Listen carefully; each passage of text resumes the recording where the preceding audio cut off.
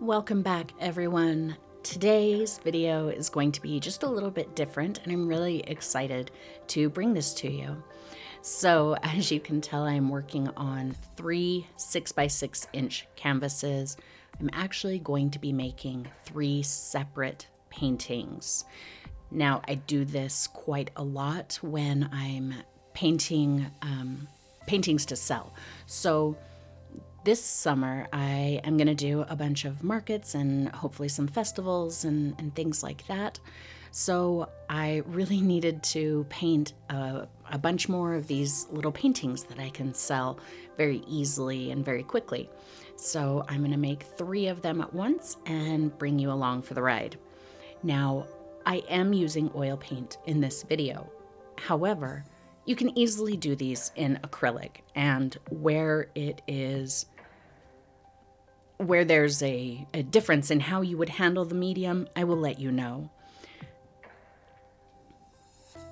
Basically right here, I'm just using a mixture of purple, brown, and a hint of black to just do my underpainting, just like you would in acrylic. The list of colors that I used is all in the video description.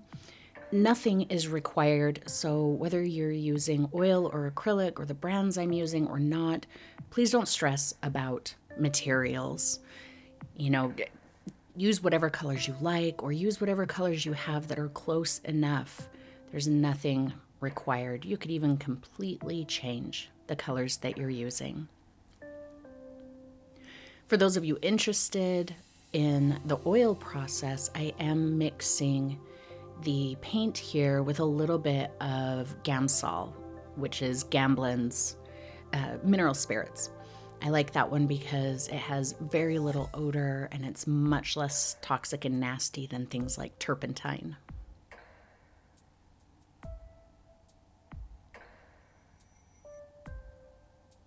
So just like always, just a nice thin layer. I'm not terribly worried if it's even or worried about brush strokes. Now, if you are an acrylic painter and you're not familiar with using oil, you might be thinking, is that going to mix with the color that you put on top? And the answer is yes. And that's exactly why I chose this color, because I knew that it would give me some interesting, moody shadows in my sky, and it would help support the colors on the ground. This is just a paper towel that I'm lightly touching the canvases with just to get off any extra mineral spirits so that it can dry just a little bit before I paint on top of it.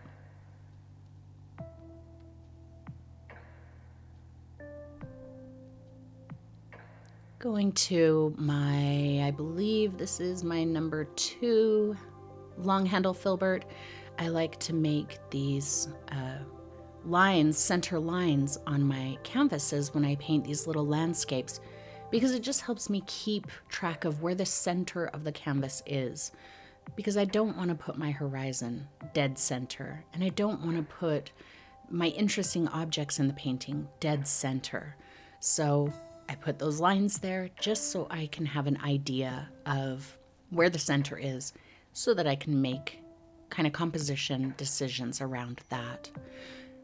So I'm going to go back and forth from one canvas to the next, almost like a what do you call it, at a car factory, assembly line. It's a little bit of assembly line work. Each of these paintings will be different. They're not part of a triptych or anything like that. I'm just kind of exploring a theme and a color set. So I'm going to be using the exact same colors in each painting, a very similar idea, but with different compositions. And I think they all turn out to be quite different in some ways and quite alike in other ways. If you've painted with me for a while, you've seen me do the value painting in acrylic paint. Like before, this is the exact same thing. So if you're painting along in acrylic, you're golden. Just keep doing the same thing. It's not any different at this point. Just kind of finding the little elements in the paintings, the trees, the landscape, the way the ground moves, shadows, etc.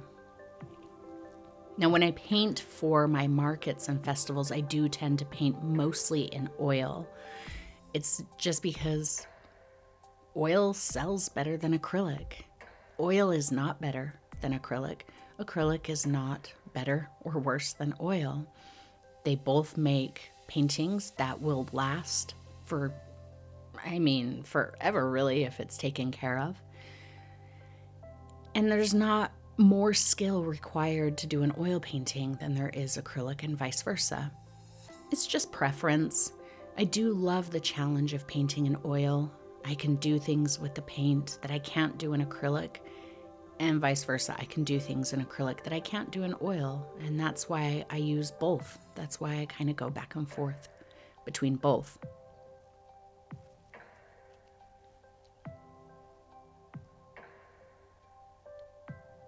Just starting on my second one here. Bringing the horizon up a little bit higher, but still making sure to either not touch the center line or to go above it. If you notice, I did that in the first one too.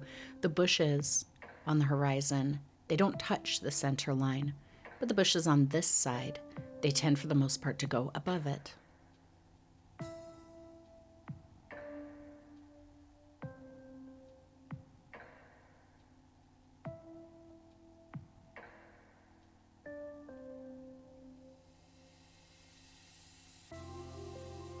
This is usually my favorite part of any painting, regardless of whether I'm painting in oil or acrylic.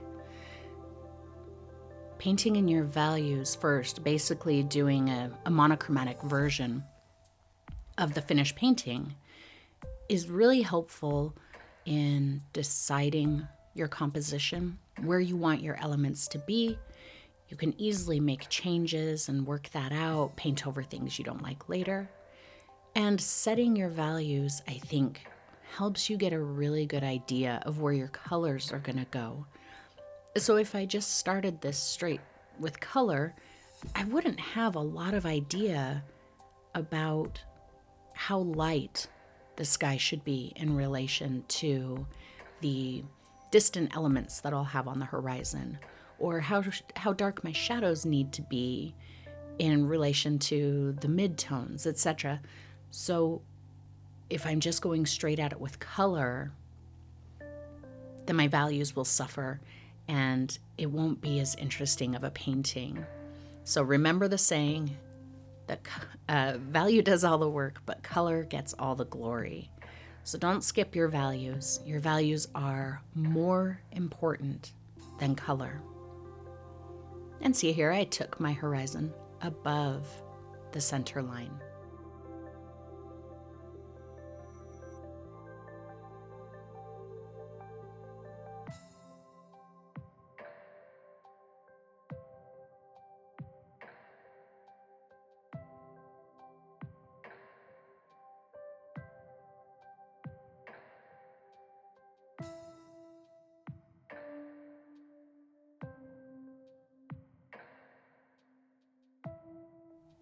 I am still using a little bit of Gamsol in my paint at this point.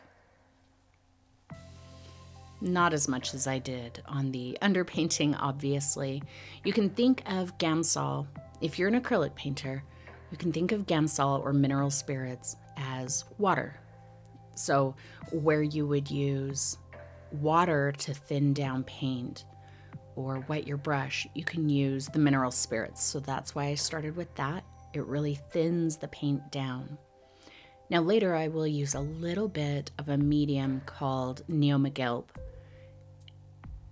and that you can kind of think as matte medium.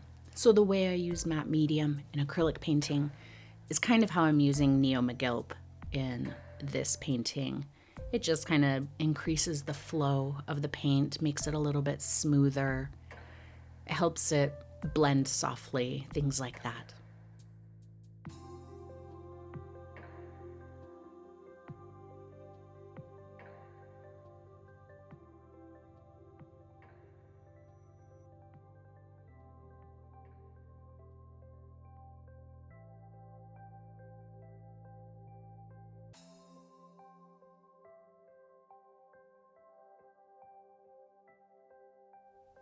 the inspiration for these paintings was kind of pink. Pink was kind of the inspiration. I love a pink sky, and I wanted to experiment with some pink on the ground as well, almost like snow.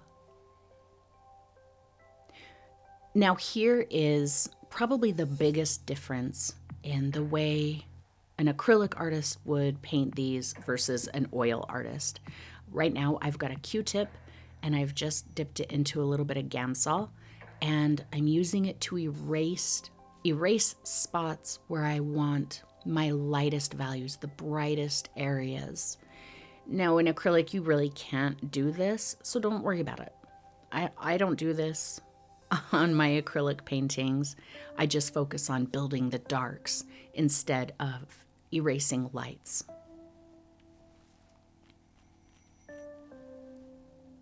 But this is one of my favorite parts of oil painting. I love that I can do this. And if I erase something I don't like, I put it back. If I put something too dark or in the wrong place that I don't like, I can wipe it away like this. And that's a really, really satisfying part of oil painting. I'm going to do it in the sky too, though not with a Q-tip the whole time because that's just tedious. A paper towel dipped in a little bit of Gansol. Because in my sky, I want areas that are also lighter and darker. So I'm focusing on wiping away the areas that I want lighter. In acrylic, you would just simply keep it a little lighter in the first place maybe, and then just work on building the dark areas.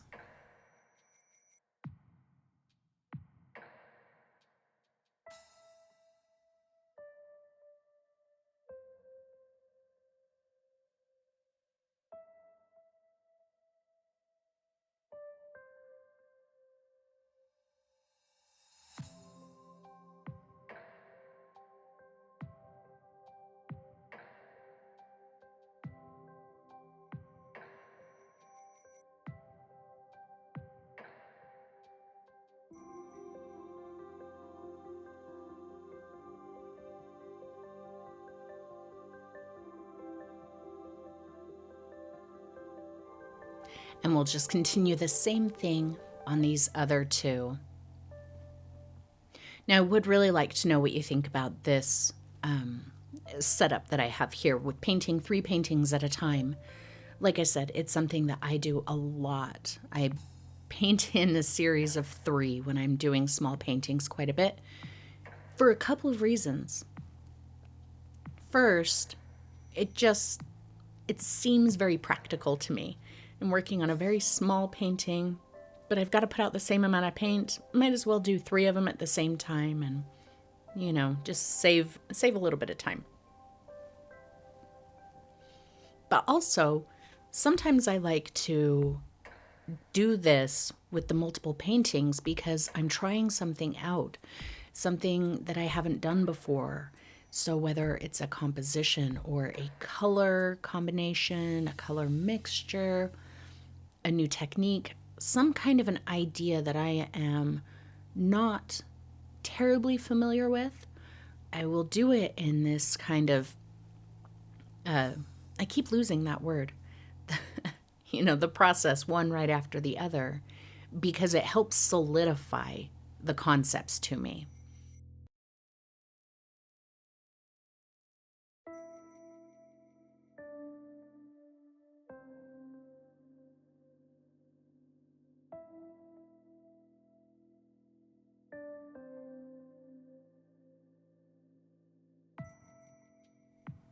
I actually started oil painting seriously during the pandemic. Shortly before the pandemic, in late 2019, I was taking oil painting classes, but from an acrylic perspective. So trust me, if I can learn the techniques that I've developed for my acrylic through taking oil painting classes, then these videos, any of these oil painting videos I do, can be just as valuable to acrylic artists as oil painting artists.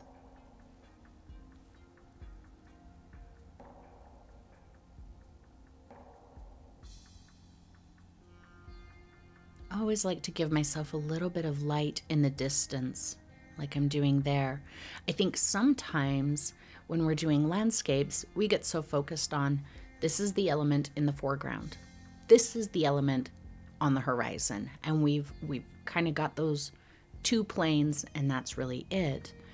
But showing sometimes that there's something in the middle distance, that the ground extends beyond that cluster of trees before it gets to the horizon. That little swipe of a lighter color there tucked behind the tree can really add a lot of depth and life and I think vibrancy to your paintings. So don't forget about the middle background. Or I guess it's just called the middle ground. I don't really know. I just do it.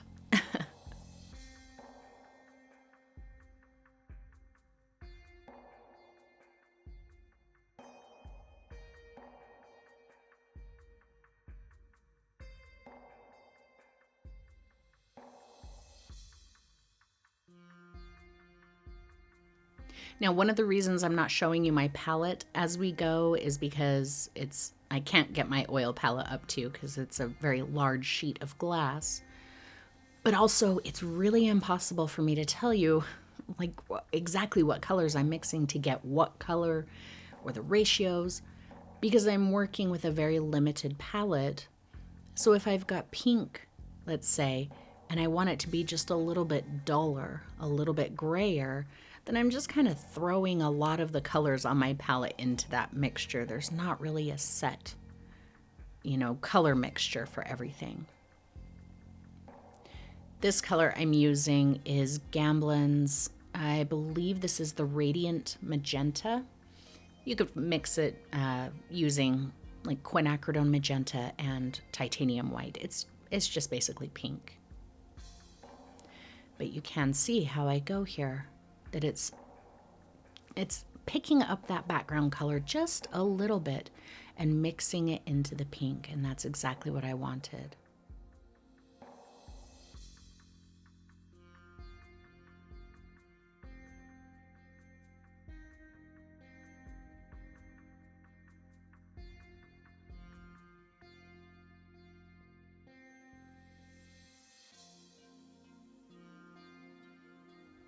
Still spreading it pretty thin on the canvas though. Don't use your paint too thick at this point. In oil paint, it's important that you start thin and to save your thickest layers for the end.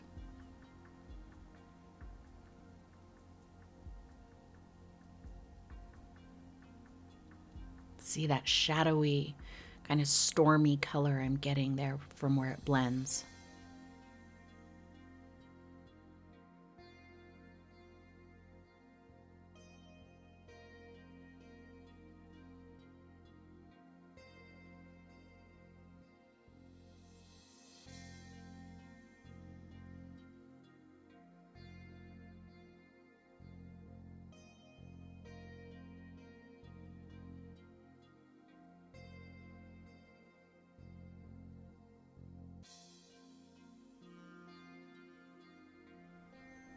Wasn't quite sure what was going to happen with these trees.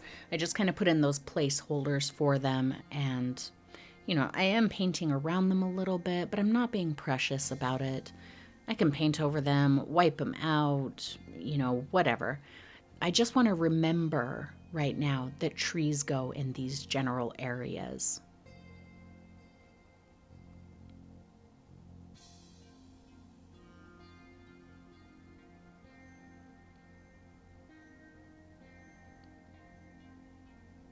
Super soft touch to get out any brush mark lines that I don't want.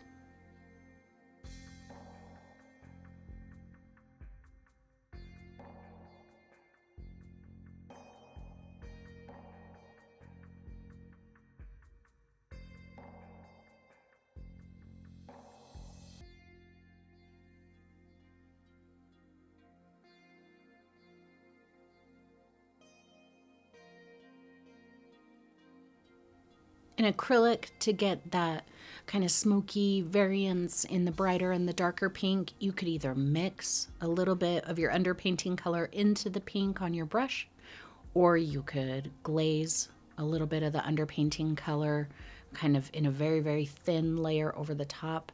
There's lots of different ways to achieve that.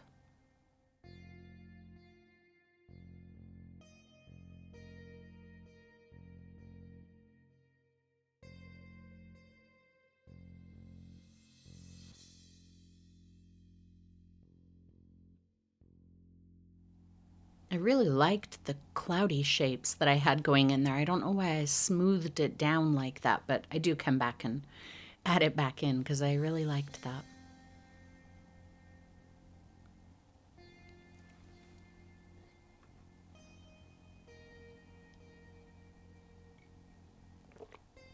See, after I finish one technique on one canvas, then I move to the next one and do the exact same thing.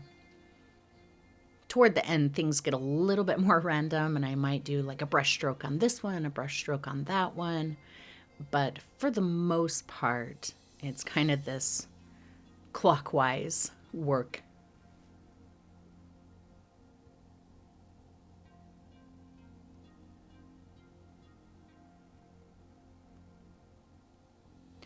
And my medium that I'm using at this point is the Neo Magilp, just a teeny spot of it. If you're working with oil, you don't need a lot of it. If you're working in acrylic, I would definitely use a little bit of matte medium.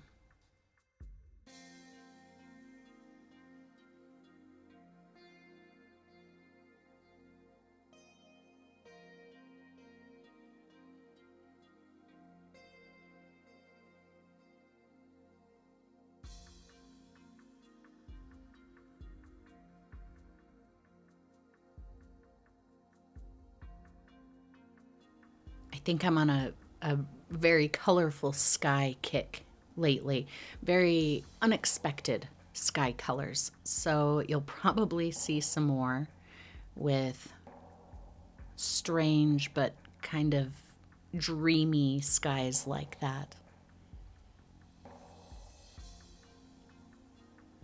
And same thing on our third canvas.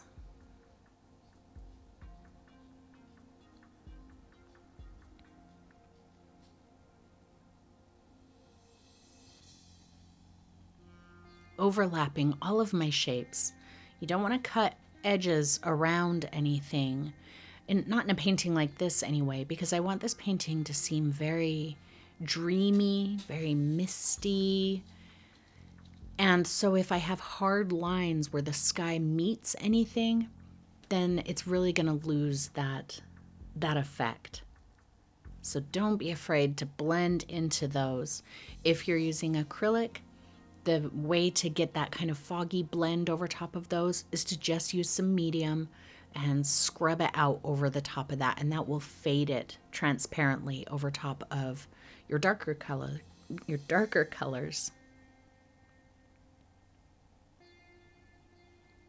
Now I'm just adding some of that exact same pink to the ground in the areas that I left the lightest. This is going to be my lightest color on the ground.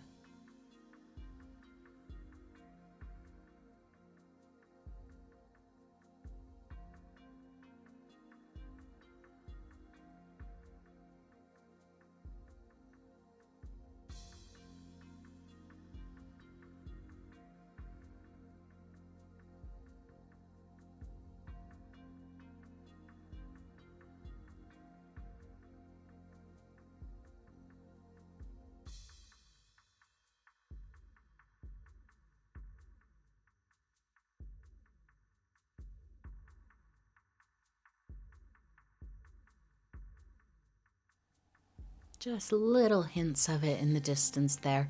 It is a bit much. That color being the exact same color in the foreground doesn't help describe the distance very well, but I fixed that up later.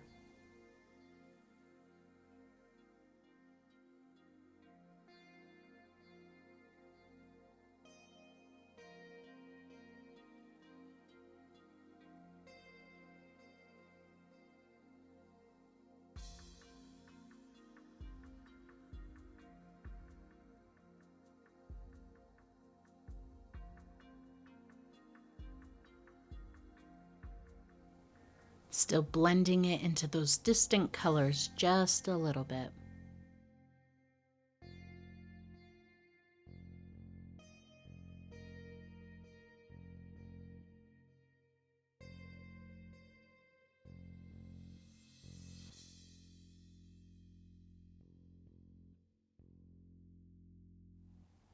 I kind of had the idea that this would look like pink snow. I don't know if I really pulled it off. I think it could be interpreted as anything you like. Maybe it's like pink flowers or pink snow or pink water reflections on some of them. You could interpret it however you like.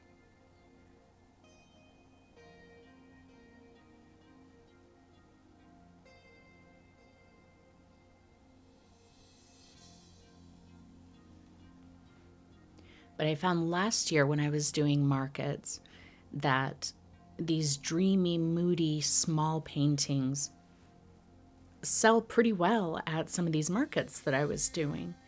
And so I sold a lot of the ones that I made last year. And it's about the time of year where you start applying for markets. And I thought, I really need to make some more paintings to sell.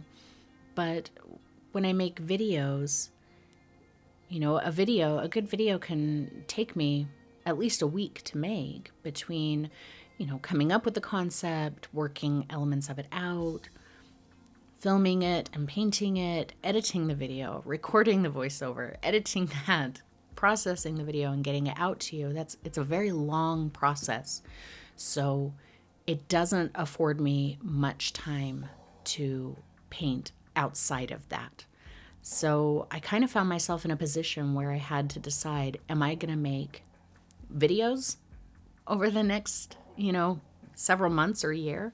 Or am I going to make paintings to sell at markets? So I decided, best of both worlds. You get a video of me making paintings for my markets.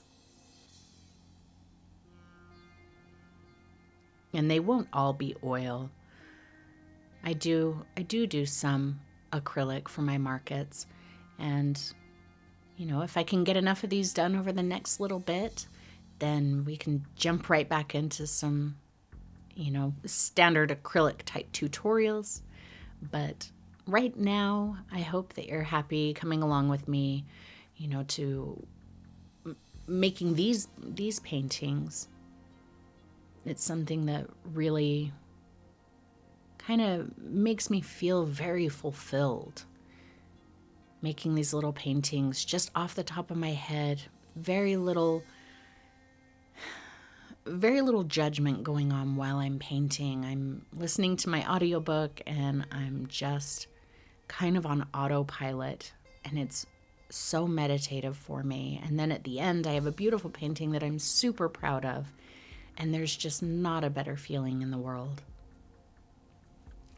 All right, here I am adding some green to the ground. And as you can tell, that green is a little bit intense.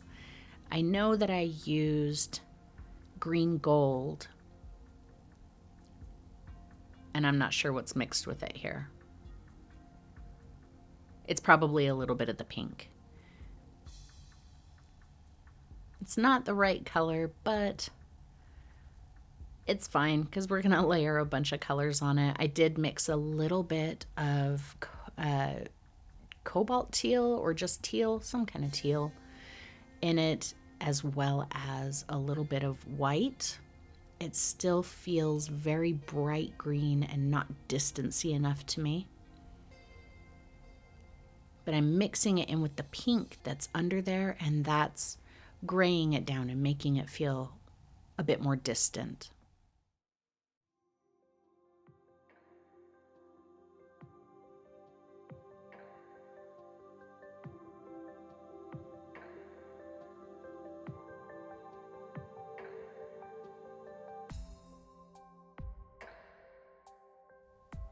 When you understand color theory, it's much easier to kind of fly by the seat of your pants to make paintings, because, you know, as I'm going along here, I know, because I understand color theory, well, if I put this green over top of that pink, they're going to mix, and I know that I'm going to get, you know, a certain color. I can predict that. If, like I said before, my pink is too bright, I can add one of the colors on my palette to it to gray it down or shift it toward another color. This right here, this color, it looks kind of almost like a ruby brown color. This is the green gold mixed with the violet color that I used in the underpainting. And that green and violet together gave me this really rich, pretty brown. It's almost a jewel tone brown. It's a very pretty color.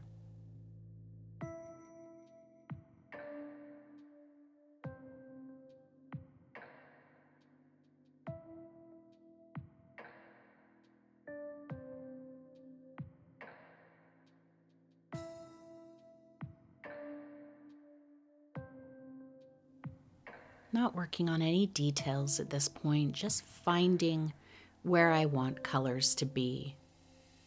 And if you're working in acrylic, same thing goes. At this point, we're all still handling the paint the exact same way.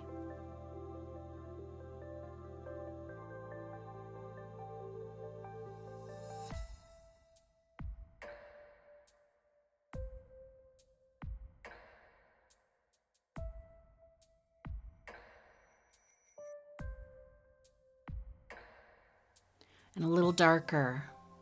I believe I mixed more purple in there, as well as a hint of, I think it's ivory black. All of the colors I used are in the video description. I just can't remember off the top of my head what the names of the colors are. But I believe it's a little bit of the green, a lot of the purple, and a hint of the black. And I'm getting that super deep, earthy green.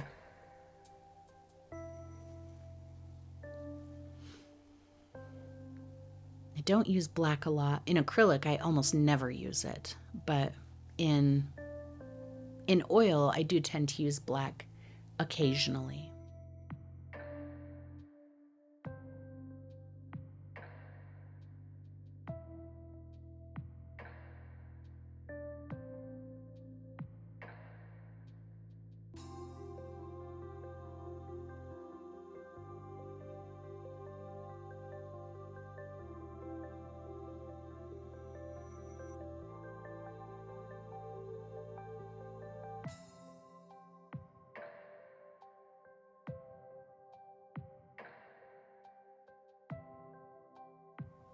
Pretty much have all of the ground about done here. Just kind of punch in a couple more little dark spots, making sure there's a good difference between the values of the background and the foreground, as well as, you know, keeping the background a little bit cooler and grayer and the foreground a little warmer and darker.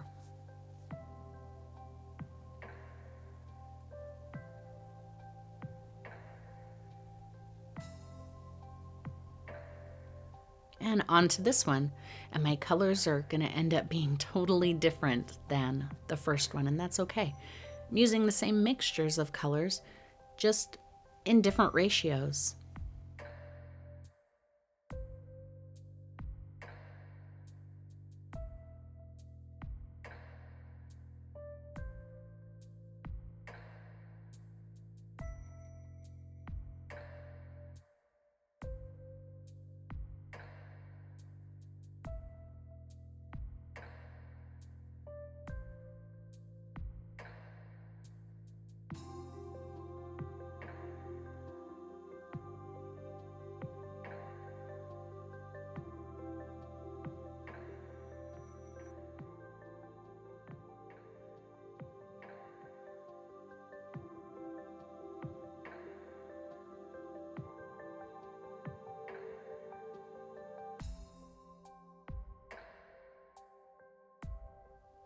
Love that pale sagey green that I get from mixing this dark green into the pink. Sometimes it's the colors that you would never think to mix that make the most beautiful, subtle colors in a painting. I'm never afraid to let colors mix and overlap and play, no matter how strange they seem together. And that goes for whether I'm painting in oil or acrylic or watercolor, anything. Being bold with your color choices is what's going to help set you apart from other artists. And by bold, I don't mean every color screams in your face. You know, not being afraid to get these vibrant grayish brown colors. That's part of what's going to set you apart from others as well. I've mentioned it before, but I think it's worth mentioning again. I think we're actually getting ready to do this again in my membership community, my YouTube membership community. But several years ago, we had a competition in our group because we were talking about mixing ugly colors. And I issued a challenge to my group. I said, I want you this week to try and mix the ugliest color you can. And nobody could do it. There's colors that you mix that are wrong for this application or wrong for that application. Or, you would never wear a shirt in a certain color or paint your living room in that color. But that doesn't mean it's ugly or that it's not a valuable color. It just means it's not right for that application. So I want to issue you guys the same challenge. I want you to try and come up with the grossest, ugliest color mixture you can. And if you think you've found it, really stop and look around you or look at paintings and see if you can identify that color in the painting and why that color might work the way that it's used.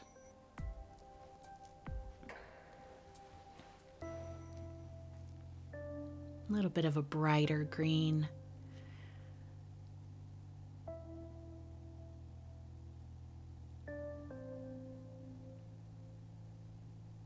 Naples Yellow. Yeah, I've got some Naples Yellow on my palette. That's how I'm making that light green. It's the green gold lightened with a little bit of Naples Yellow.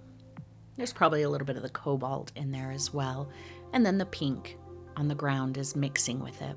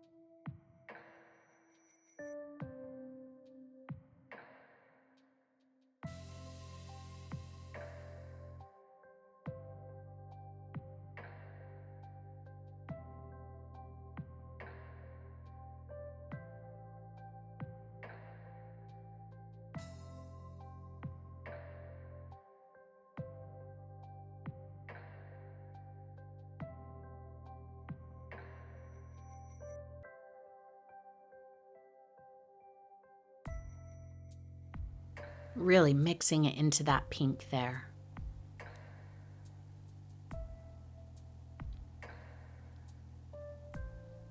I get asked how to paint snow quite often. I know I don't do a lot of snow paintings.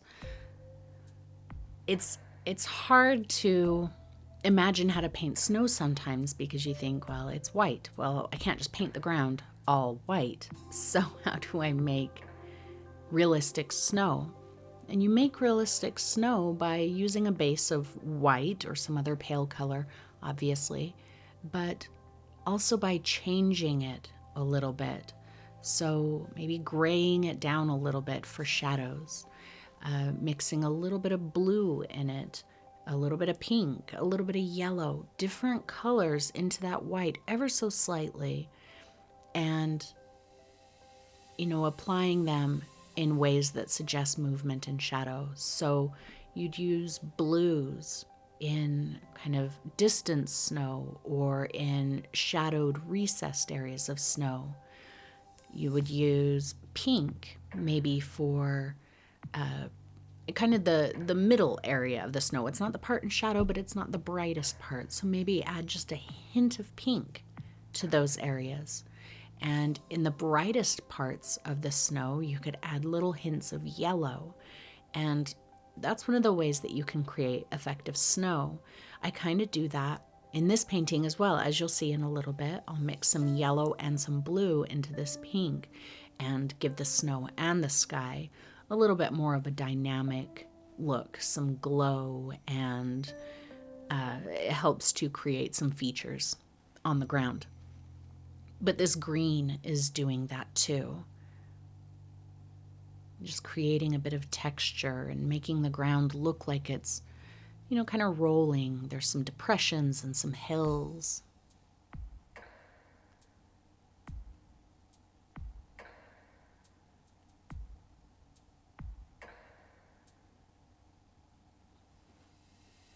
Just darkening that tree shape a bit with that same super dark green color. And I didn't do it on this tree, so we're going to do that now too. But look at how already they read as what they're supposed to be. And we've done very little work, and I just think that it's really exciting. I love painting these little tiny oil paintings.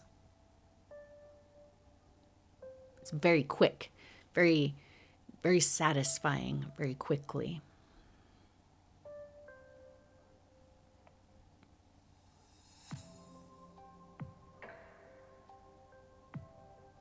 Just re-blocking in that tree trunk shape, kind of setting the shape and the position of it a little bit more permanently.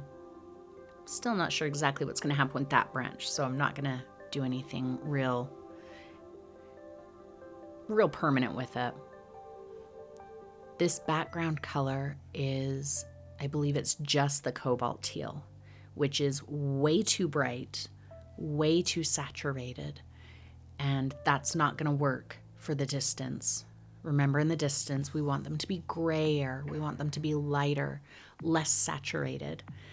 But I've already started, so I'm just going to see this color through. I know that I can make changes to it later.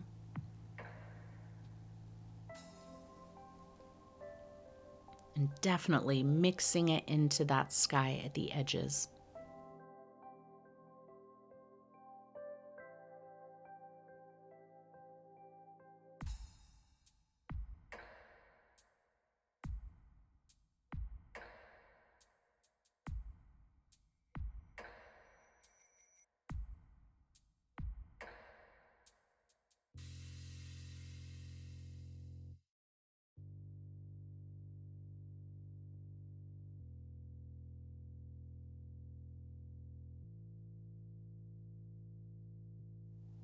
The areas I'm leaving that I'm not putting the blue on, those are going to be some bushes and things that are in the mid-ground between our trees and the very distance.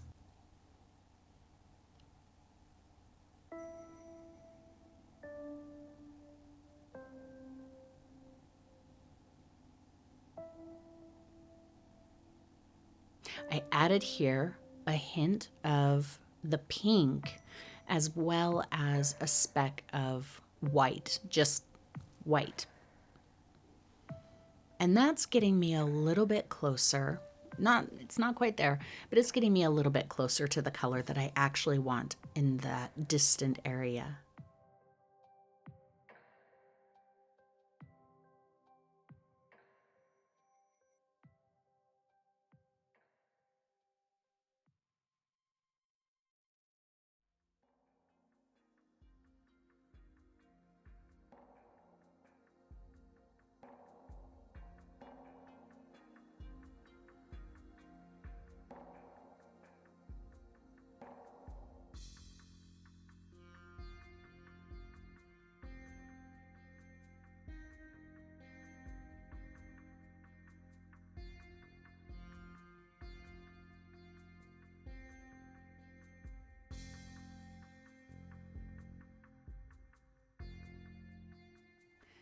Now I've mixed up a very dark color again, but I've added a hint of the pink to it so that it's just a little bit grayer. It's not quite pure dark. It's not as dark as the darkest values I already have set. It's a little bit lighter.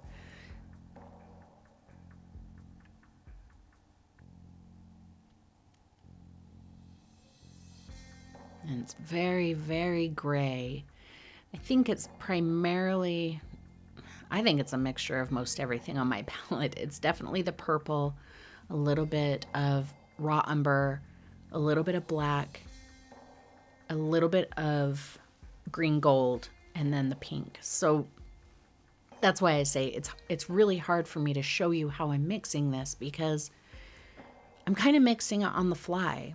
You know, I mix up the darkest color I can. How can I make it lighter? Maybe add some blue. That didn't make it light enough. Add some pink. That made it light enough. So at any given moment, the mixture on my brush changes. But that experimentation is very fun. Don't be afraid to try it.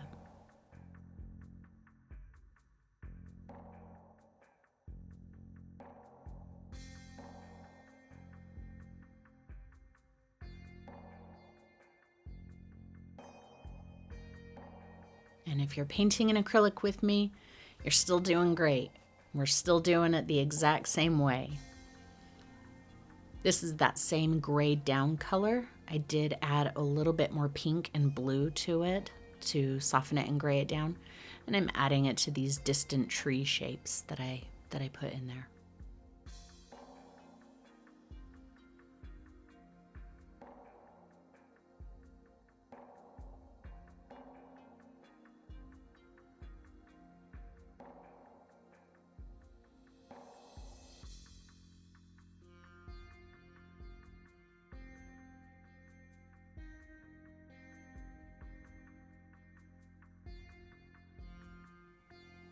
Keep an eye on the shape of your horizon. I've got a little bit of a weird spot where it moves behind that large tree on the right, but as long as you know it's there, you can take care of it later.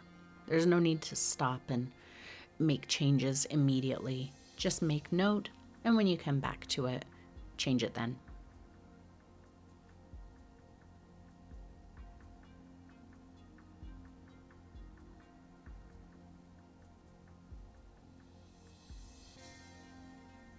Little bit of a lighter color. I think I added a hint of white to it there.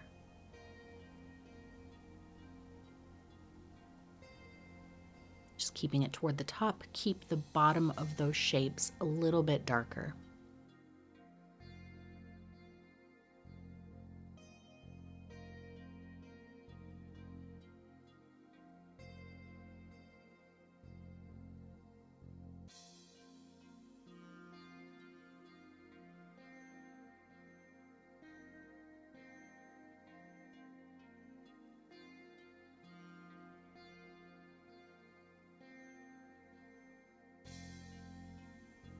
And same thing over here. There are fewer of these distant trees, but we're really going to do it about the exact same way.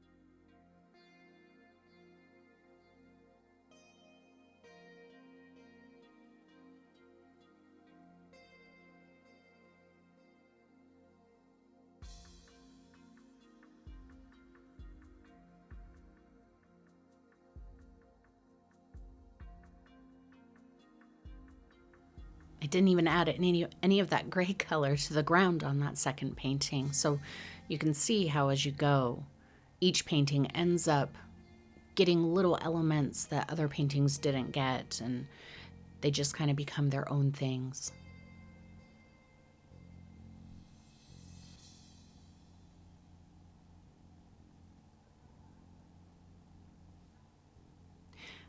One other thing you can do in oil that you can't really do in acrylic is take the end of your paintbrush and scratch in texture.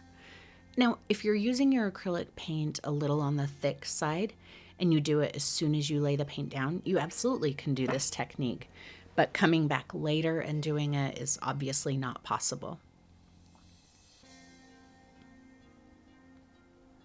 I like to do it to just kind of scrape away a bit of the paint, give some really nice texture in a very, very simple way. And you'll actually see me use it as a way to blend paint later. I'll get a little blob that I don't really like. I'll just kind of scratch over it like that, and that does the trick. This is a little rubber shaper, and it just removes a bit of paint. So again, it's something you can't do in acrylic. However, I don't think it's necessary in acrylic. The reason I do it here in oil is if I want to paint something very dark, like these trees, and I've already got a very light colored paint there, I'm seriously going to struggle because they're going to mix and the light paint is going to overtake the dark paint. In acrylic, you don't need to worry about that. You can just paint right over it. So yeah, just don't worry about that. In oil, this is definitely a technique that you want to learn because it will make things a lot easier for you. That tree was too tall, so I'm just kind of scraping as much of that paint away as I can. With my shaper, I could also use a Q-tip, and then I'm going to add my sky color back on top of it. In acrylic, you would just paint your sky color right over top of it.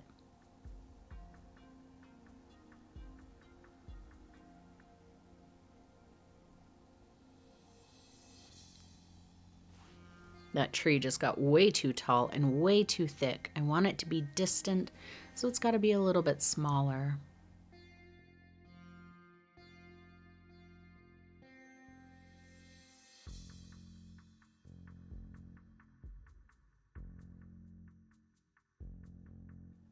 And I'm using those colors in the background to make that tree a little bit more narrow. I don't want it that fat.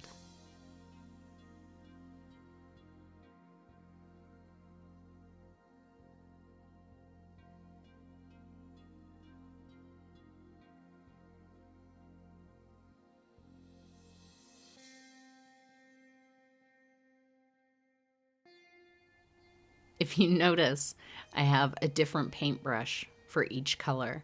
So when you're working with oil, you don't need to clean off your brush. You don't clean your brush the way you do in acrylic. In acrylic, after every color, you wash the brush off in water. But in oil, it's very wasteful to do that, and it's completely unnecessary.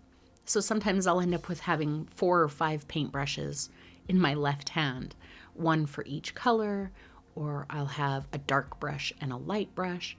And when I need more of that color, I can just grab that brush. So when I need my gray, which is what's on this brush, I pick up that brush. When I need my blue again, I've still got my brush with my blue paint on it. And I find that to be super, super convenient. That way you don't have to go remixing everything every single time. You can just pick it up off of your palette on the brush that already has that color on it.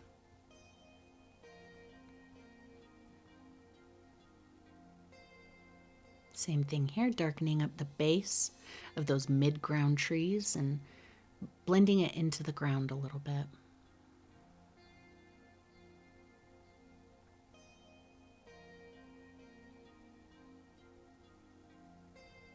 I do have kind of an A to Z oil painting course available on my website. And that is for people who have, been interested in trying oil paint. This course gives you everything you need to know. I go through how to pick a quality paint, what to look for, limited palettes, how to make, I think we do 3 different paintings, as well as a complete mediums rundown. What kind of mediums are available? Why mediums are useful? How toxic are mediums? How toxic is the paint? And how to clean up at the end of an oil painting session, which I know is a huge thing that keeps a lot of people from using oil, is the cleanup process. So I go through that completely to show you that in a lot of ways, the oil painting process is just as easy to clean up as acrylic paint. Just a lot of grayed down bluish green colors here to keep things looking foggy, misty, and pushed into the distance.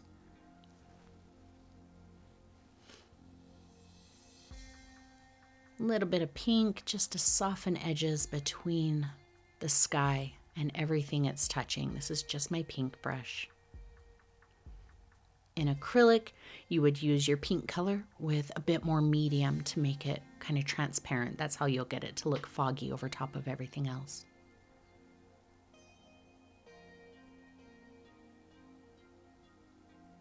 And mixing that pink into the blue gave me just about exactly the color in the distance that I was looking for.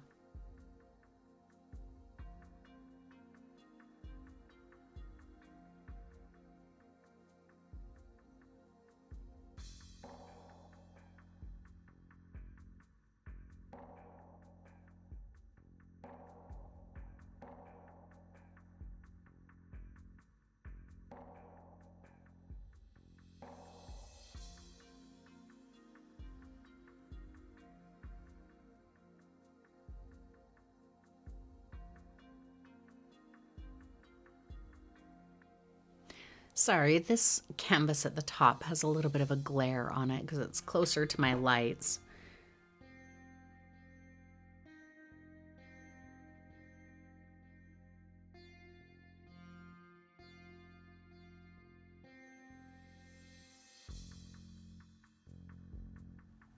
Just graying down that distant pink. It's just a super muddy mix of all kinds of colors.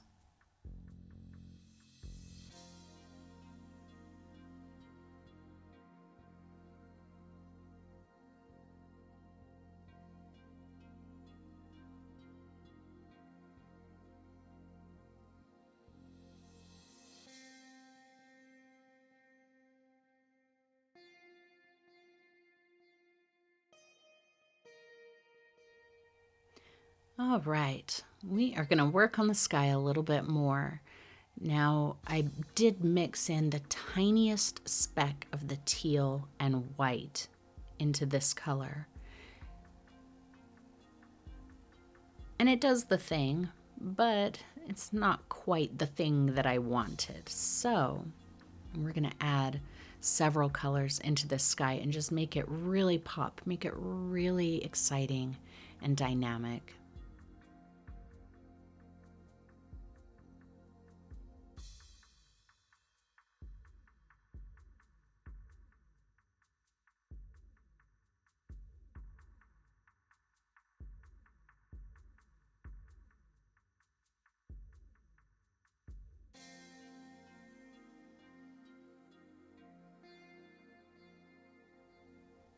I don't really have to paint around that tree, either of them. Actually, I could, go right over them or wipe them out and go over them. But I didn't want to spend tons of time wiping and redrawing the same trees, so I just kind of worked around them. But you can do whatever is easiest for you. If you're working in acrylic, don't even stress about your trees, just go right over top of them. You should be using the paint pretty thin here so you can still see them. You can bring them back later.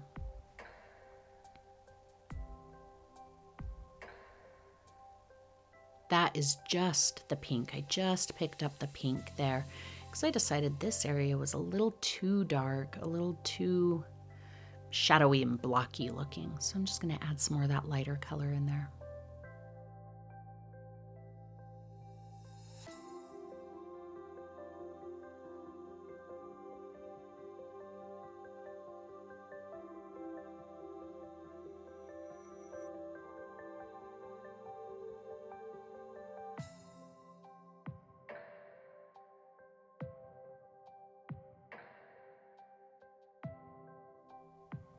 Just pink. Completely ignoring that tree now, just painting over it.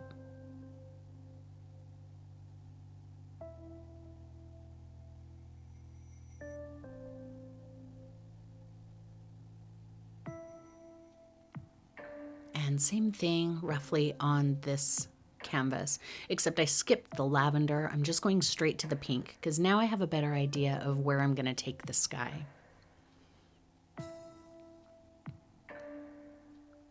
Just making a few little cloud shapes, very soft, very loose.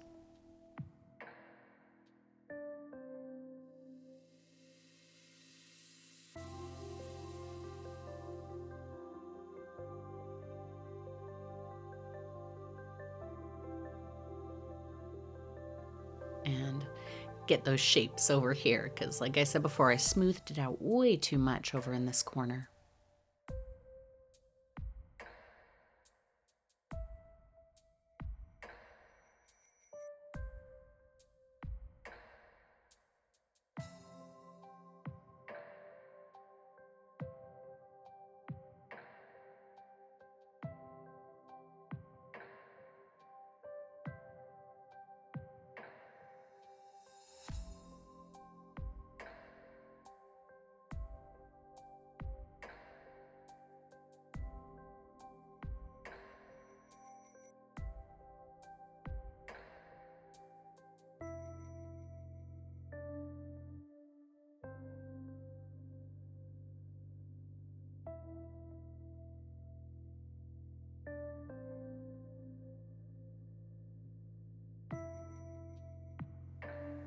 And here I've got a deeper purple.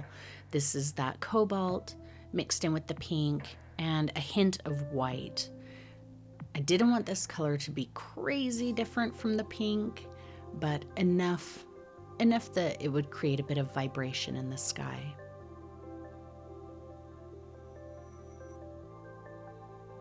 Keeping it out of the brightest area, the area that I want to be the brightest.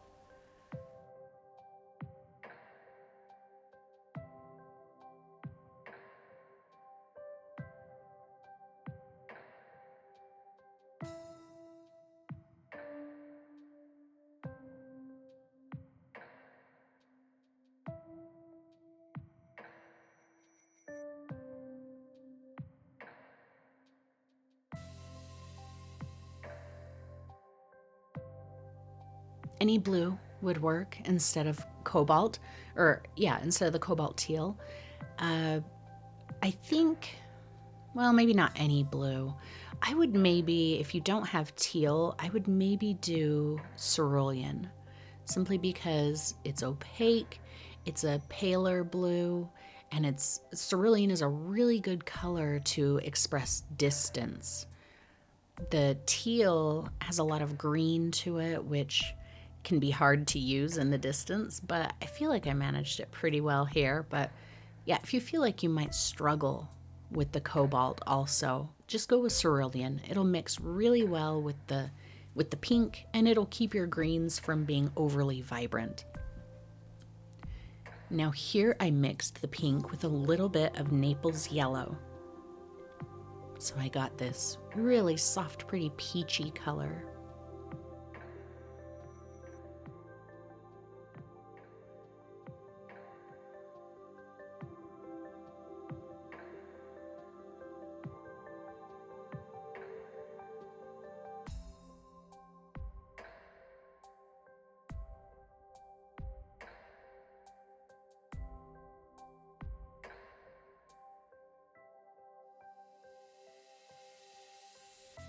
And you could leave it all brush marky like that if you like that texture in the sky. I felt like it took away from the misty effect that I was going for. So I'm gonna soften it. But if you're doing acrylic, just keep your brushwork really scrubby and soft. Use your paint very thin.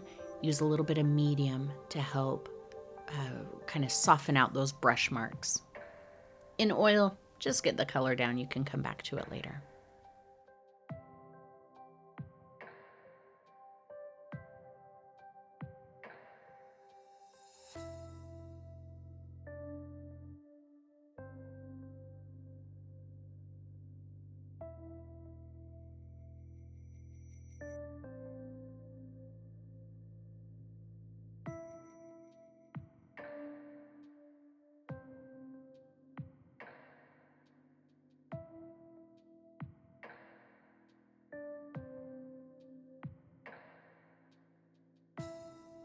if you don't use Naples Yellow, if that's not a color you use a lot of, I would recommend changing that. Naples Yellow is such a helpful color. It's such a nice way to lighten some colors and give them a little pop of warmth.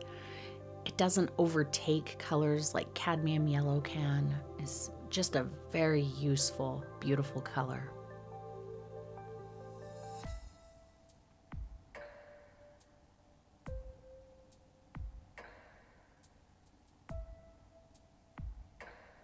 Just more of that lavender and, whatever other color I feel like I need here and there.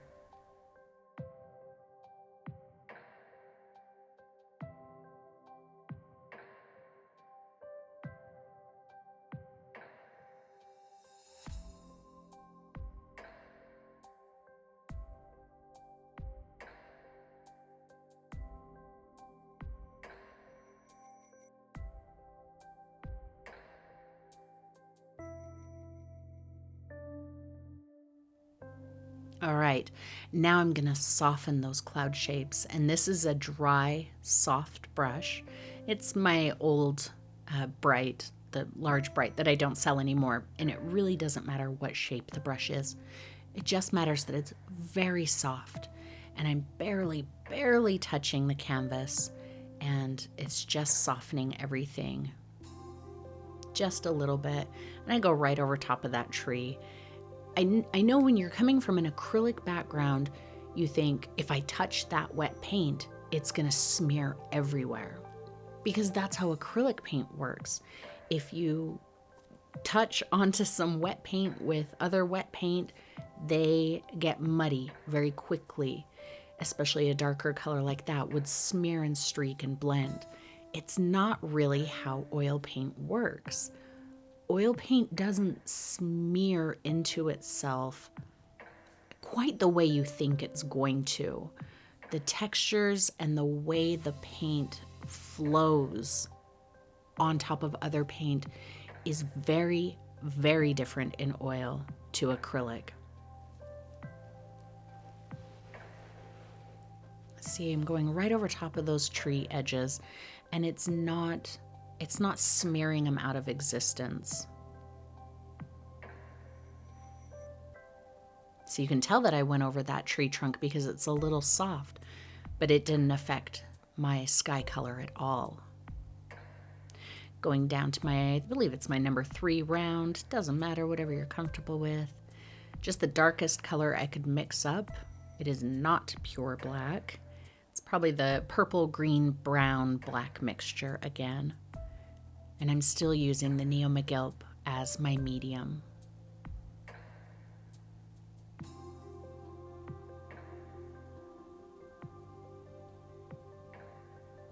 The pink is mixing on my brush a little bit, but I'm not worried about it on the tree because it's helping create a little bit of distance. So that little branch that's a little bit lighter, maybe it's, moving away from us, or it's got light reflecting on it or something like that. So I'm not really worried about that. But if you are worried about it, you can just touch that on a paper towel and it will take it right off, and then you don't have to stress it.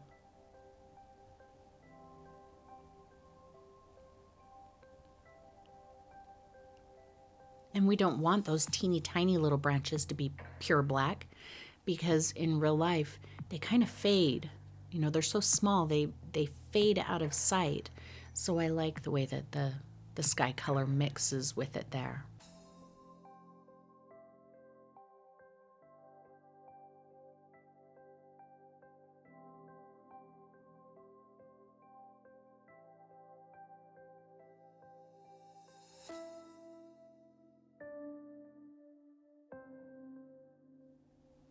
You guys like my fancy mall stick that I'm using? That's so I can rest my hand without putting it in the wet paint. It's just an old junky paintbrush that I had. I think I'd accidentally glued the bristles together.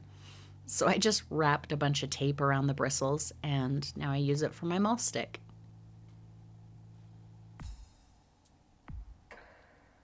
See, I got an accidental highlight up the side of that trunk, and that's cool. I like it.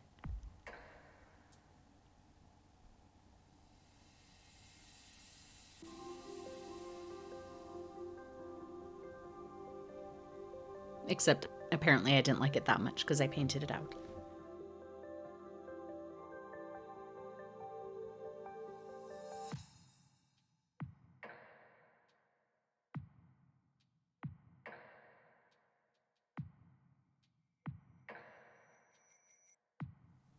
See, just a little scratching to break up some paintbrush marks that I didn't really like, keep a bit of texture in the ground.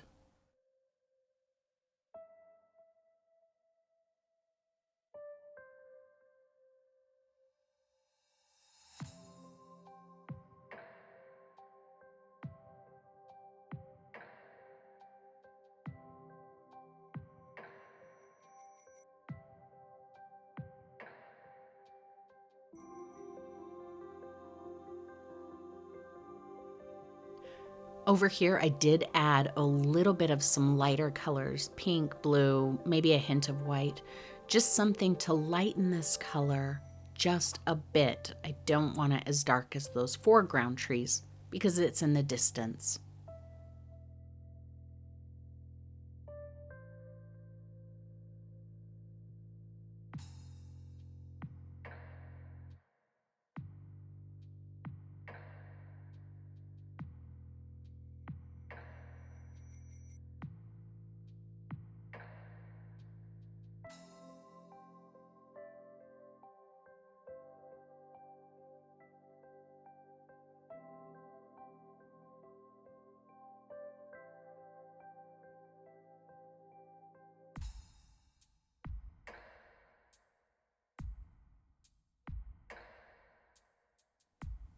Now, these trees are a little different because they're just a big dark clump. So just kind of running that dark color through there, making some suggestions of trunks and branches, but I just really want it to feel like an overgrown clump of a very big old tree.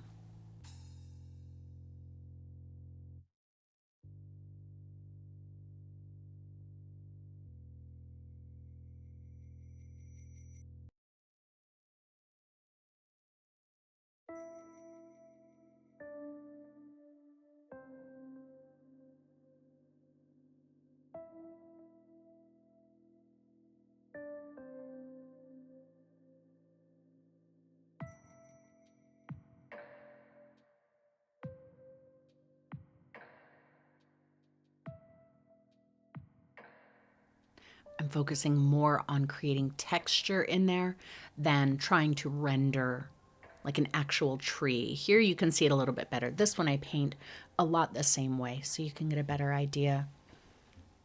Texture on the ground, some trunk and branch suggestions, but don't get too graphical with it. Don't try to draw like this precise tree where every branch comes off at this angle from this trunk and slowly tapers. Don't do that. It's going to look really fake. I think the more abstract it looks, the more realistic it looks, as strange as that may sound. Now you're going to see me struggle with this tree a little bit, and I think that if we do more of these videos, you're going to get to see me doing my struggle thing a bit more, and some of the paintings may not turn out. I was a little afraid this one wasn't going to turn out because I did struggle with this tree later on. In the end, I think it ended up being pretty good. I'm pretty happy with the way it turned out. I did allow it to get a little bit muddy, but I don't think it's too bad. You'll see what I mean and kind of how I handle it. With acrylic, you don't really have to worry about the mud. Just make sure you're not working wet into wet too much in acrylic and you'll be just fine. But that is one of the challenges with working with oil sometimes. These areas we struggle with can end up getting a little muddy if we're not careful. Just darkening some of my values on the ground and on the tree trunk. This is my darkest color mixture again.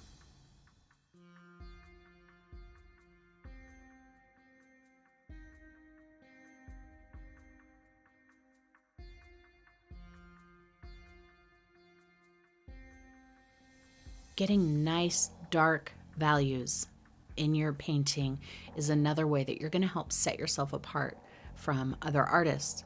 I see a lot where somebody does a painting that looks really good, except they didn't take their dark values dark enough. They don't have very many areas of dark. I think a lot of times people are afraid to go too dark. But if you notice here, once I start really putting in these dark values in the ground, that's when things start to pop. That's when things start to really come alive. So don't be afraid to go dark, dark, dark.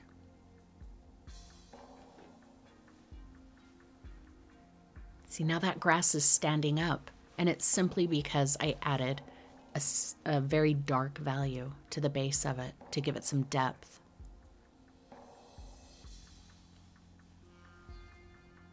And right there, now those grasses are standing right up.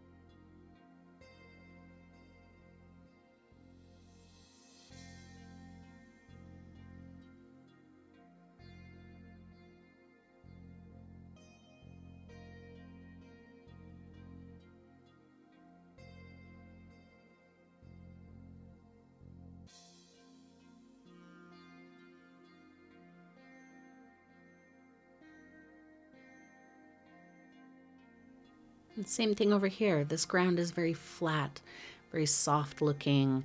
There's not a lot of interesting stuff going on. So we're going to add a good bit of dark, and that's really going to make it much more dynamic and exciting.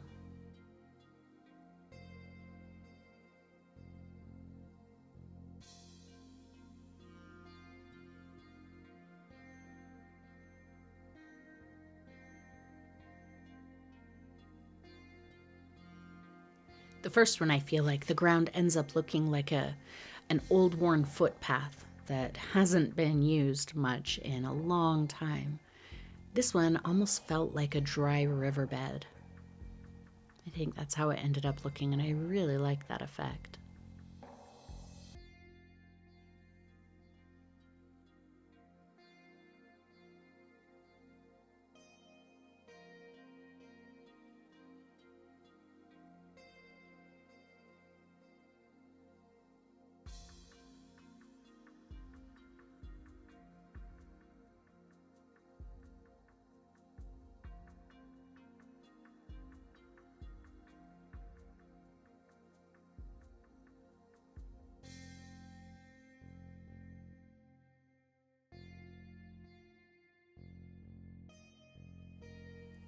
Lay the brush sideways and kind of flick up. We do that in our acrylic paintings all the time.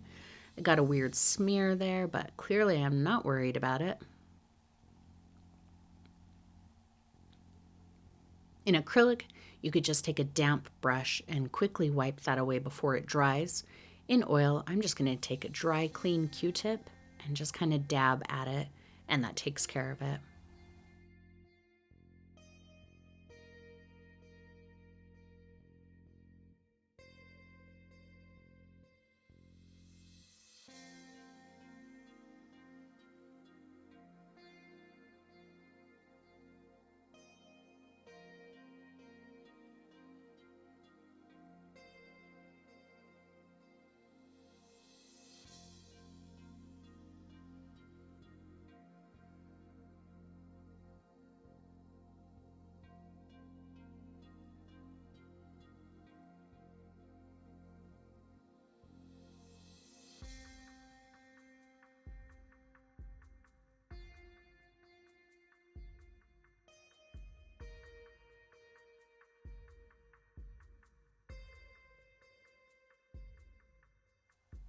Back to my gray brush, just to nudge paint around. That's really what I'm doing with it here, not really adding a lot of color.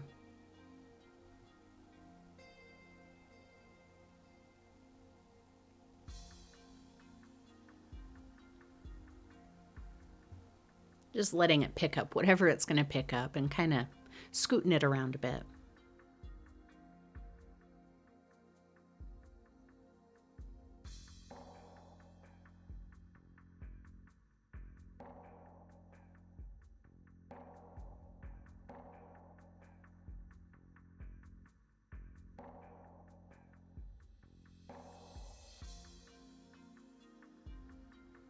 This one has a good bit of dark already in it, so I'm just going to solidify some of those, maybe change a couple shapes.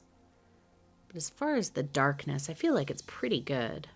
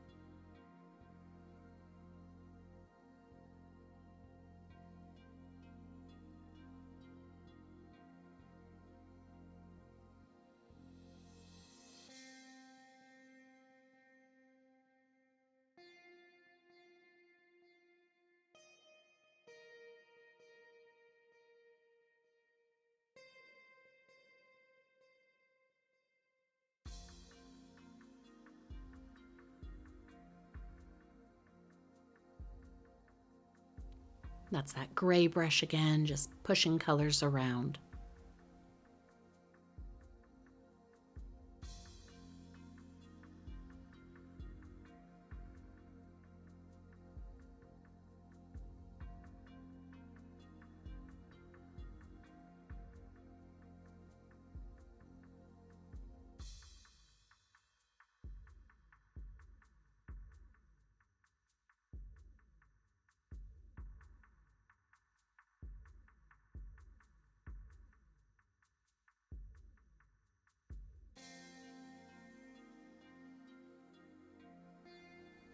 We are getting there. We're super close to being done. Now this color that I've mixed up, it's another one of those throw everything in the pile and see what you get, and then a good bit of white. So it's very neutral, it's very pale. I almost just left the canvas showing in the areas that I'm putting this, but ultimately it just felt kind of empty. So the color that you see in these little riverbeds or whatever is kind of the color that I mixed up. It's almost a super pale taupe, so whatever it takes to get you there.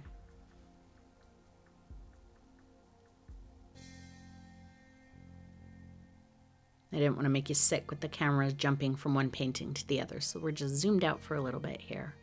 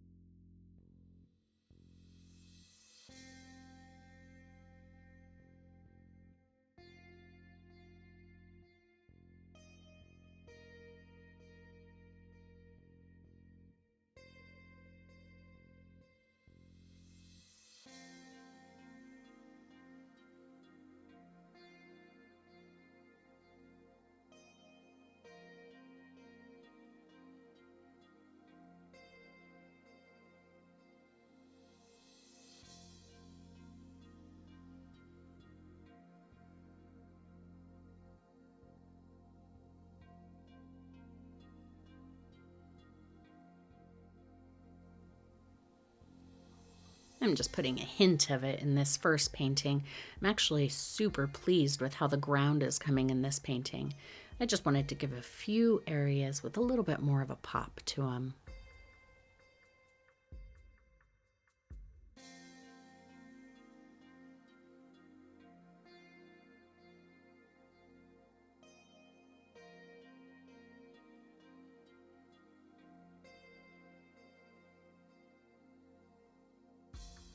especially in the distance there. That color works really well in the distance. This is, it's that same color. I added just a little more pink to it. So it's still really pale and kind of gray, but it's got a bit more of a pink flavor.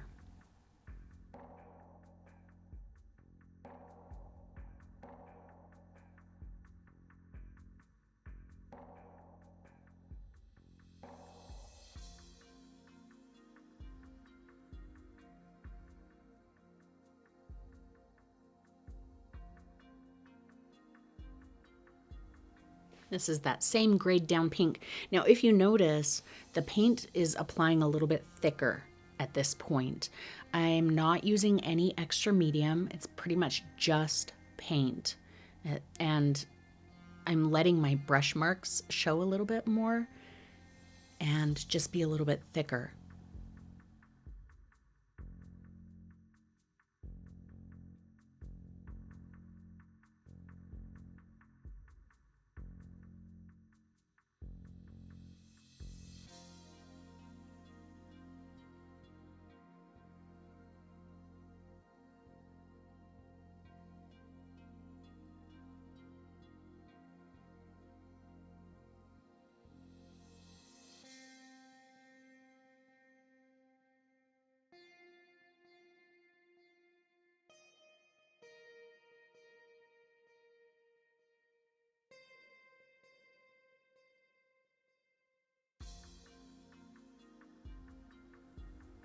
Same thing here, just some of that grayer color.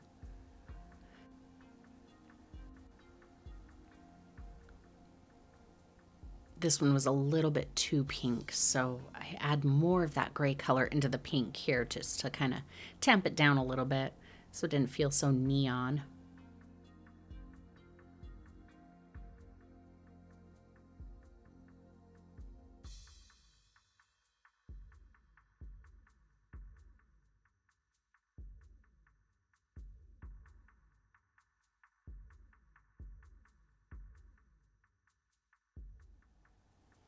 This is some of that kind of violet color that I put in the sky, the mixture of the cobalt with the teal, the cobalt teal with the pink, and probably a hint of white. And I'm going to add that to all of them, as well as the Naples pink mixture, which is, I think, what I've got going on right there. Applying this one pretty thickly.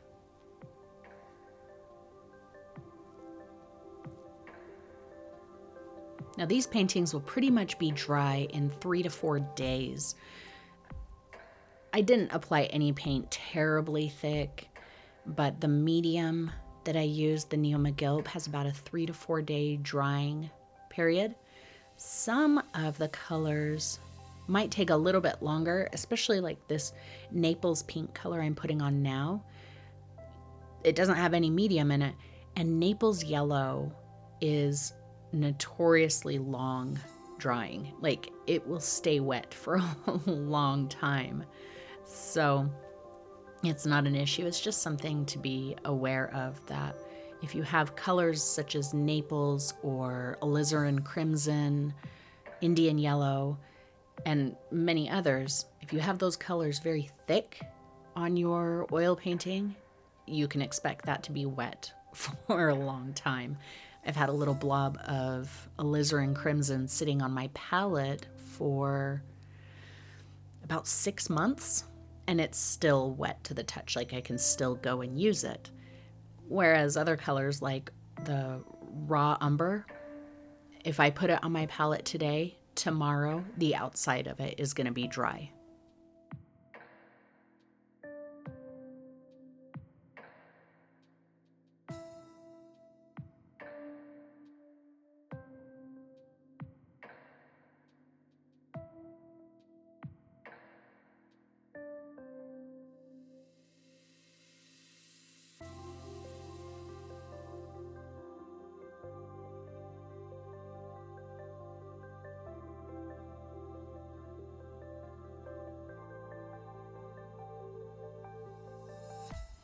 I'm just making little adjustments here and there.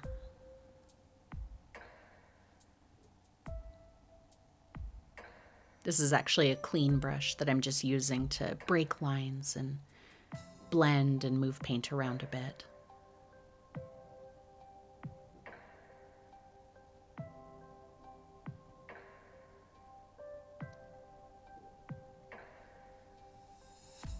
All right, let's get some branches going. So now I'm using my long liner. If you're using oil paint, you will want to use a little bit of your mineral spirits, Gamsol, etc. to wet your brush here so that the paint will flow. If you're using acrylic, you'll want to use a little bit of water.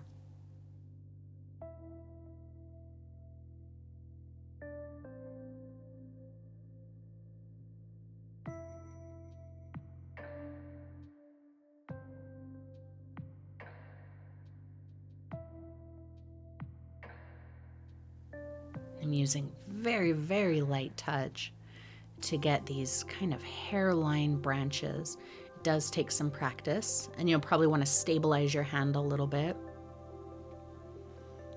But I think that it's achievable for most everybody.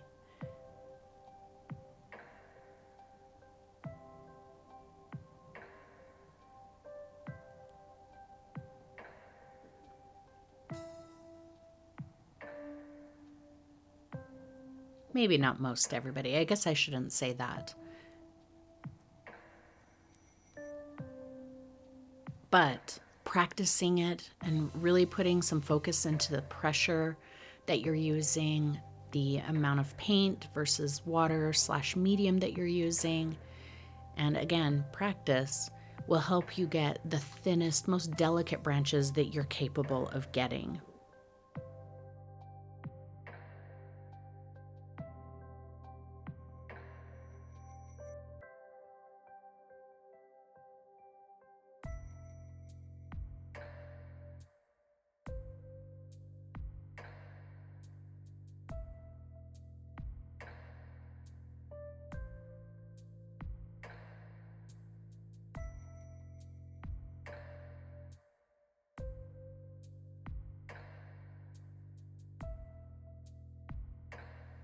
And you can go crazy here and add tons and tons of craggly, old, sticky branches, or you can keep it very simple and, just have a couple of primary branches and not worry about teeny tiny little fine lines.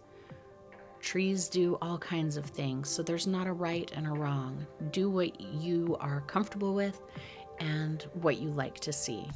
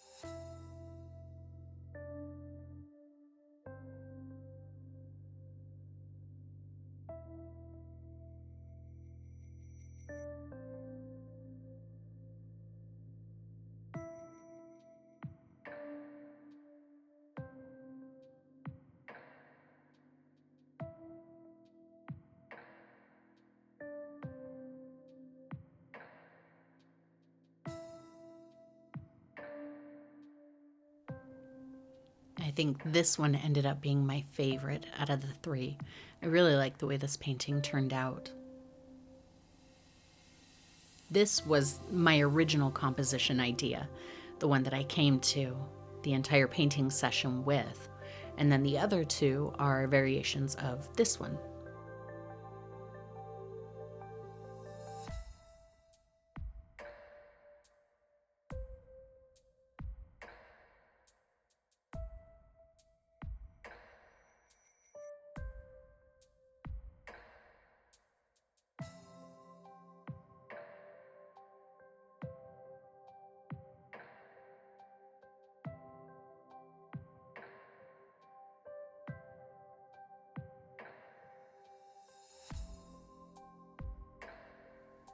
This tree back here, once again, I'm using a little bit of a lighter version of this color. I don't want to come at it with the pure dark because it will pull it too close to us. We want it pushed back a little bit more into the distance.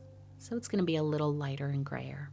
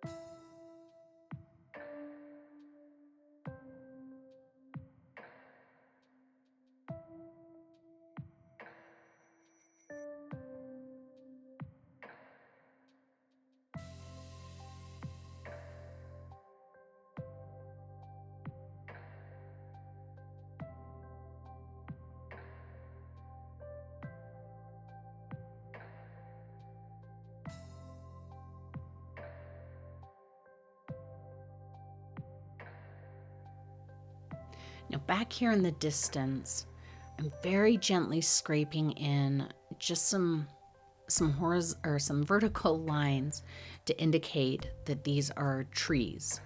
I don't want it to be too obvious. So I'm putting it on there and then with a clean brush kind of tapping at it to soften it and integrate it in with that color. I forget to do it on the other paintings in this video, but I did it afterwards. See, just subtle suggestions. If you're using acrylic paint here, use a lot of medium so this paint is very transparent. Dab at it to get those little lines and then maybe just tap it with your finger to kind of break them up a little bit. Same exact thing over here. This clump felt a little closer to me, so I went a little darker and I gave it just a little bit more texture than that back one.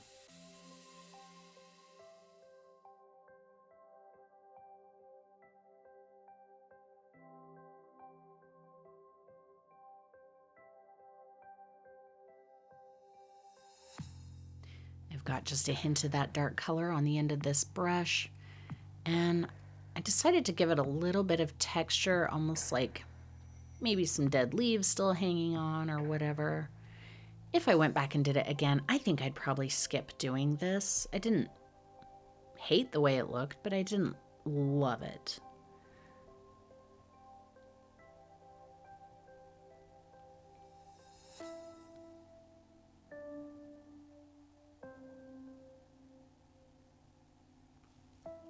I might still go back and take it off. My paint is still wet.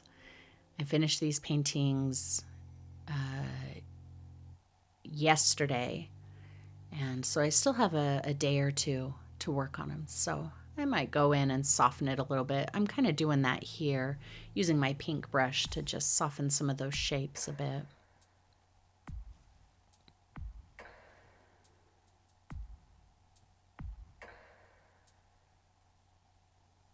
I guess I was pretty convinced that if I added more, I'd suddenly like it.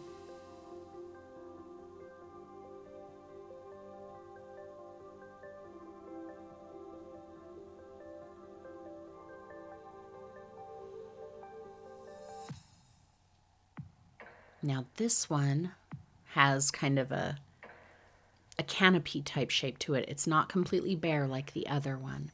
So I am adding more of that. This is the tree that gets away from me. So I'm just gonna let you watch my struggle and let you see the imperfect finish and see what you think for yourself.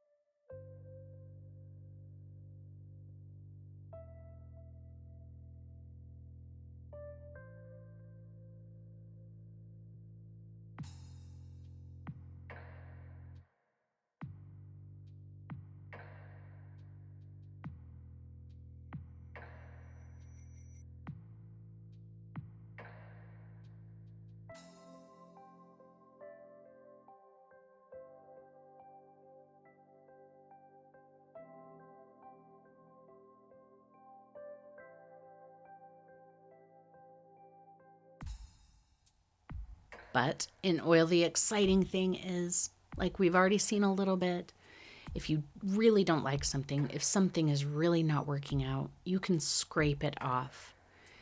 In acrylic, there's no need to scrape it off. Just if I were doing this in acrylic and struggling with this tree like that, I would just paint the bit that I wipe off. I would paint it with the sky color.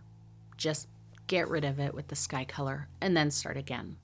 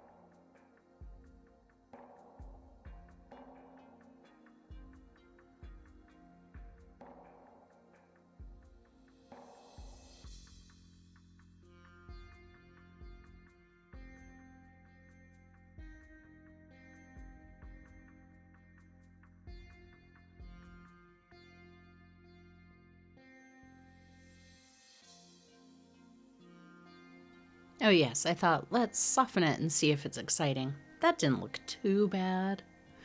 Thought, let's do it again. Oh, that one's awful. And now I'm done fighting it, so I'm going to scrape it with my rubber scraper, fill in my sky color, and just start that bit again.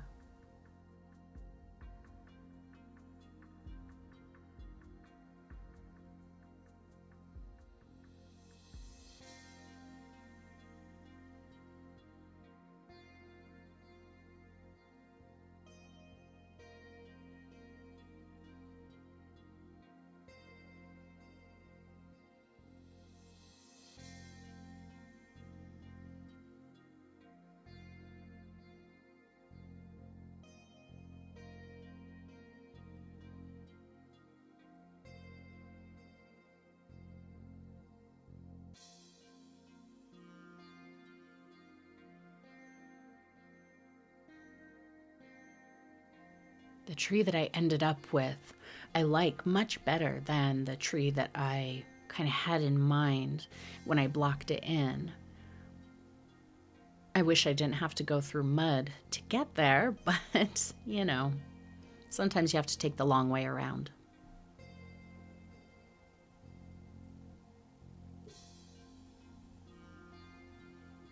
I could have easily just cut that out, but I wanted you to see what a struggle in oil might look like, and also to see that everybody has their struggles.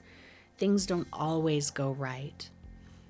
I talked about it in a recent video, but it's worth reminding you that, you know, what you see in tutorials isn't always real life. Like, of course, I'm not lying to you and pretending to do something when I'm doing something else or whatever, but you know, there's things that I edit out. Like if I make a little bit of a mistake and I can quickly wipe it away and start over, I'll do that rather than making you watch me constantly correcting mistakes. But I think that sometimes that gives the impression that people who make tutorials don't make mistakes, and therefore if you are making mistakes, you're doing it wrong or you're just not good at it. So please remember, everybody makes mistakes.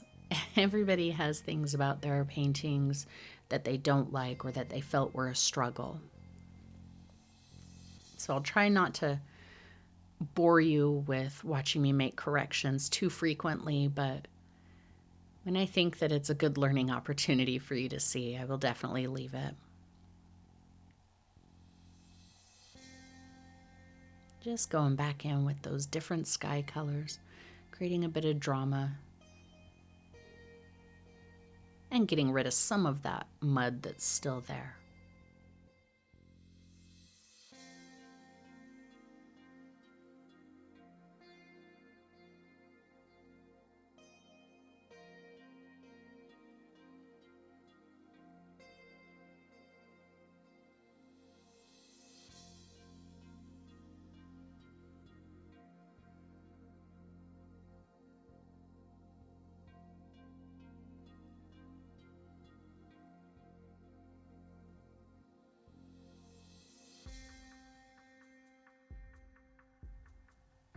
One quick note, if you have a bit of mud or something that you keep trying to put paint over and it keeps showing, remember that thick paint goes on top of thin paint. Thick paint will stick to it. So just get a thicker bit of the paint and put it down and then just leave it. That will completely cover anything underneath. It won't pick it up and mix back with it as long as you don't fiddle with it.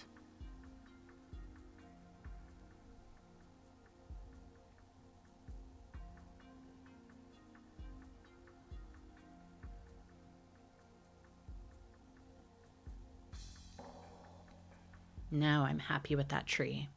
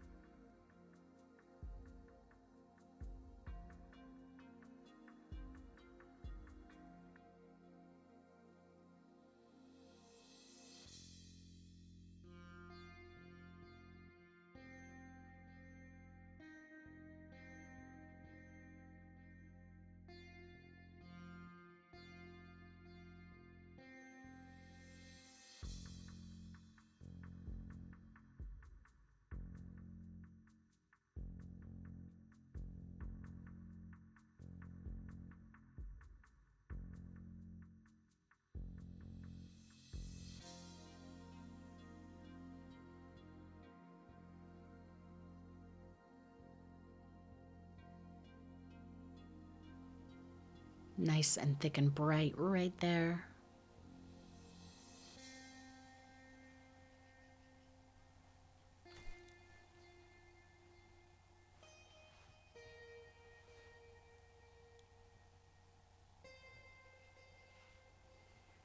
And our last one, I feel like this tree is pretty good. It doesn't need a ton of extra work.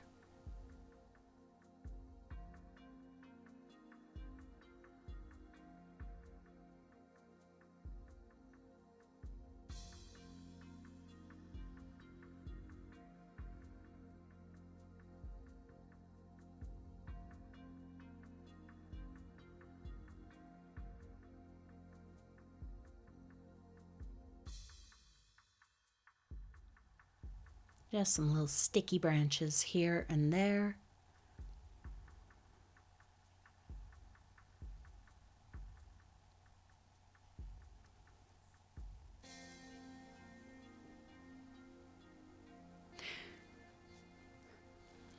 So guys, let me know what you think about this format. I know not everybody likes oil. I know not everybody wants to do oil, and that is okay. But if I can break down an oil painting to tell you how you would do it in acrylic, if that's useful for you, let me know.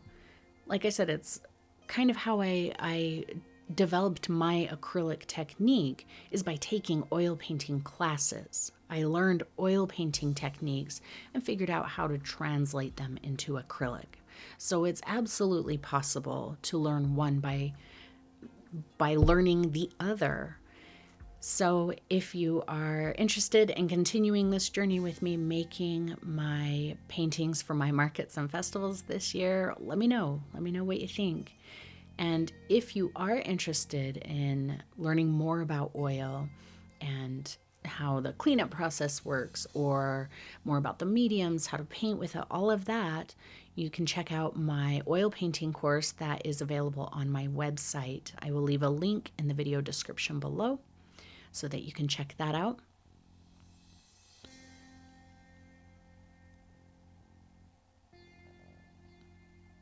And while I am making these paintings to sell, they are not available for sale right now. I'm making them specifically for the markets that I'll be doing. But at the end of market season, anything that I still have available, I will make available for sale online as well.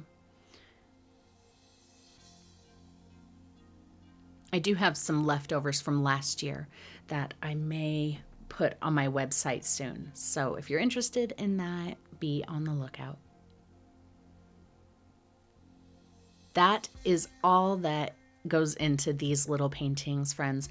I hope that this was interesting for you. I hope it was helpful for you, whether you paint in oil or acrylic, or even pastel or watercolor. And I look forward to doing more of these for you. So I hope you'll stick around and check those out when they are available. Thank you so much, everyone, for watching and painting along with me today. And I will see you again very soon.